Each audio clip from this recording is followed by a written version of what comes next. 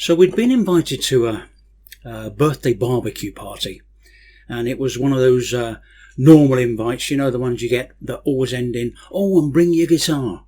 And that's normally the point when I say, yeah, of course, we'll be there, and then find a last minute excuse not to be there.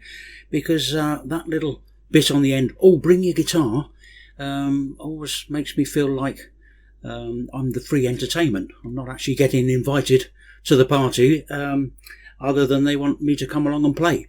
And after some 65 years, well, 67 years old now, after 50 years of doing this for a living, I really don't feel like being somebody's free entertainment anymore. But anyway, this was slightly different because it was actually the 40th birthday party of the mother of our daughter's new boyfriend.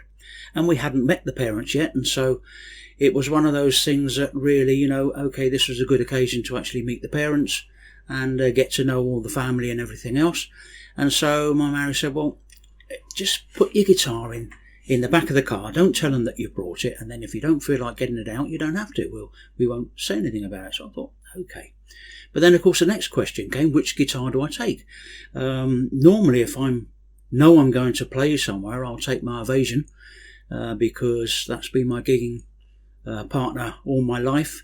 And with the Lycra bowl back, it's a very, very strong guitar. It doesn't get affected by humidity or temperature changes or anything like that. It's just a great gigging guitar.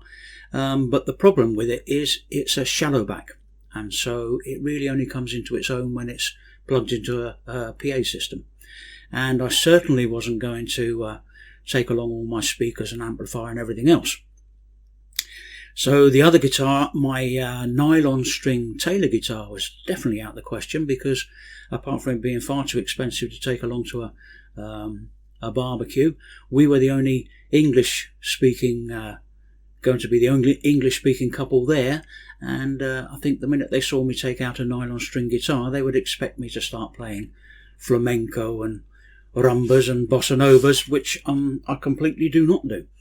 So that was out of the question. And the other thing as well is there would have been somebody who wants to play it, and I didn't feel like letting people I didn't know play my €800 Taylor guitar. So that came down to the last one, and I just recently actually picked up this little Parlor guitar from Harley Benton, and I bought it actually for that very purpose of having a cheap little guitar that if I felt like going along to a barbecue or a birthday party and I wanted to chuck it in the back of the car, then it didn't matter if it get knocked about. It's quite hardy, and that's what I bought it for. But I'd never actually used it yet, so I thought, well, I'll stick that in the back and let's see how we go.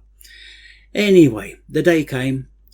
We went along to the party, got to know everybody. Everybody's really, really nice, and the barbecue was over, and they put all the coals from the barbecue into a sort of homemade fire pit, if you like, in the middle there, and we're all sat around chatting. And of course the question came, did you bring your guitar? And so I couldn't really get out of it, so I thought, oh well, what I'll do is I said, yeah, I've got my guitar, so I'll just go and get it, and I'll get it out. I wasn't really sure how it was going to actually work, because normally if it's sat around a campfire, you want something like a dreadnought or a grand auditorium, at least with some power there, especially if you're unplugged. So I thought, well, I'll get it out, I'll do a few fingerstyle pieces and maybe a couple of ballads, and then put it away again, and everybody be happy. Well, I got this little beast out, first time in this situation, and I was absolutely blown away with it. I had so much fun. I ended up playing for 3 hours non-stop right through. What an amazing evening we had, and I just couldn't believe it. This little Parlor handled everything I threw at it, from fingerstyle, ballads, rock and roll, 50s, 60s, pop, everything. And the nice thing about it was that, this is what really amazed me, was the fact that it wasn't overpowering in that situation. It blended in with my vocals perfectly, completely unplugged, and that was the day I fell in love with this little Parlor guitar. Absolutely love it. It's now become one of my daily players. It sits by my couch. It gets picked up 2 or 3 times a day. and it just amazes me.